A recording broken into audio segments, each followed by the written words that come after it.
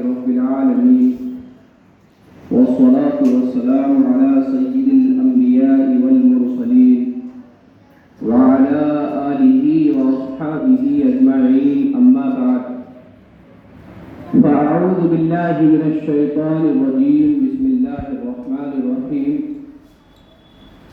كنتم خير أمة أخرجت للناس وتأمرون بالمعروف وتنهون عن المنكر وتؤمنون بالله صدق الله العظيم. معزز سامعین کرام، تخلیق کائنات کے بعد ہر دور میں اللہ تعالیٰ نے کسی نہ کسی انسان کو مسلح، قائد، نبی اور رسول بنا کر بھیجا تاکہ وہ لوگوں کو ایک خدا کی دعوت دے، لوگوں کو ایک خدا کے احکام سے آگاہ کرائے، لوگوں کو حرام کام سے روکے اور حلال کام کی ترغیب دے، زناکاری، بدکاری سے روکے اور عفت اور پاک دامنی کی دعوت دے۔ میرے دوستو، نبوت کا سلسلہ حضرت آدم علیہ السلام کے زمانے سے شروع ہوا اور تاجدار بطحہ محمد عربی صلی اللہ علیہ وسلم پر اس کو ختم کر دیا گیا۔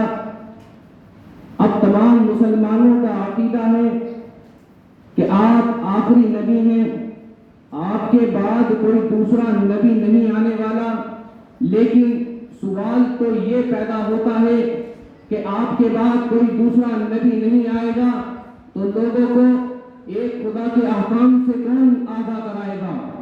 لوگوں کو جنت اور جہنم کا راستہ کون دکھائے گا؟ لوگوں کو عدل و انصاف کا راستہ کون دکھائے گا؟ تو اللہ تعالیٰ نے اس کا بھی انتظام کر دیا اور قرآن کریم میں فرمایا کنتم خیر امۃ اخرجت للناس وتأمرون بالمعروف وتنہون عن المنکر وتؤمنون باللہ۔ تم لوگ سب سے بہترین امت ہو، تم لوگوں کو خیر کا حکم دیتے ہو اور برائی سے روکتے ہو۔ میرے دوستو، نبوت کا کام قیامت تک چلتا رہے گا، نبوت کا سلسلہ ختم کر دیا گیا، لیکن امر بالمعروف نہی عن المنکر کی ذمہ داری اللہ تعالیٰ نے اس امت کے کانوں پر ڈال دی۔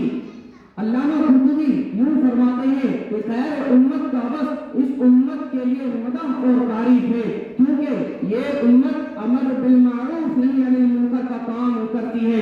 اگر یہ امت یہ کام ترک کر دے اور دوسرے برے کاموں میں لگ جائے تو یہ جو اس کا بس ہے یہ ختم کر دیا جائے گا۔ یعنی اگر یہ امت متفقہ طور پر امر بالمعروف نہی عن المنکر کا کام ترک کر دے تو یہ جو اس کا بس ہے یہ ختم کر دیا جائے گا اور کسی دوسرے برے ناموں سے اس امت کو پکارا جائے گا اور یہ ختم کر دینے کی وجہ سے یہ اس کی ہلاکت اور بربادی کا سبب ہوگا۔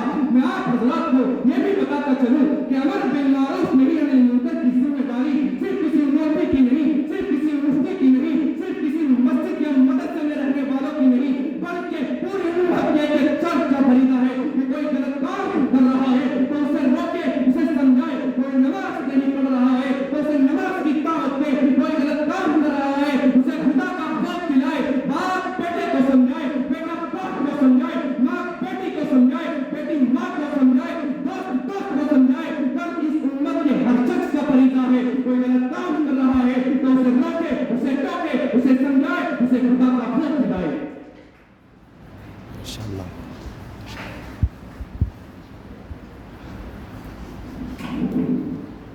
معزز سامعین اکرام، آج ہمارے علاقے میں،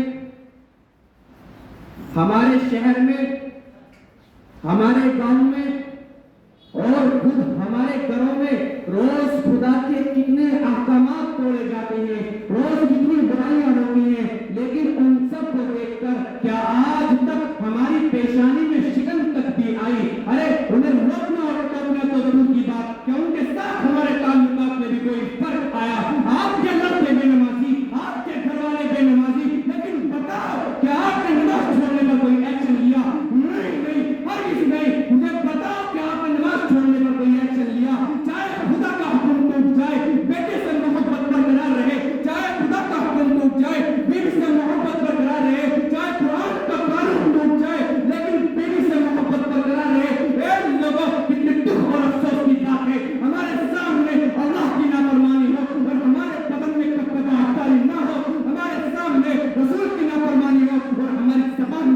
تک نہ آئے اور آج بھی کیسے ہم نے اللہ اور اس کے رسول کے کام کو اپنا کام سمجھا ہی نہیں. بے شک.